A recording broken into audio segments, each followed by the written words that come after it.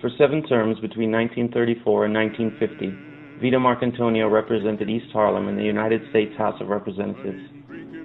He acted as floor leader for major civil rights legislation, submitted 5 bills for Puerto Rico's independence, led the fight against the Cold War, and rallied to prevent the passage of the anti-labor Taft-Hartley Act.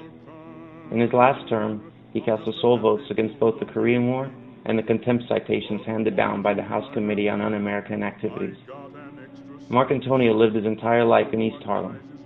Through his creation of a coalition of East Harlem's Italian-American, Puerto Rican, and African-American communities, as well as the mobilized support of the left, he became the nation's most electorally successful radical of the last century.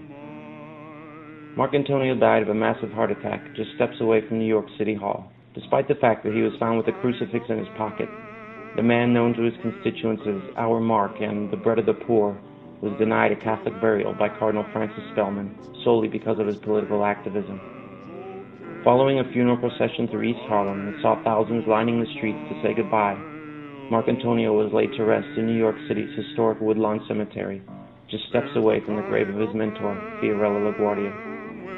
59 years later, a group traveled to his gravesite to honor the memory of this fighter for justice and defender of human rights. Black or white or tan, ain't the reason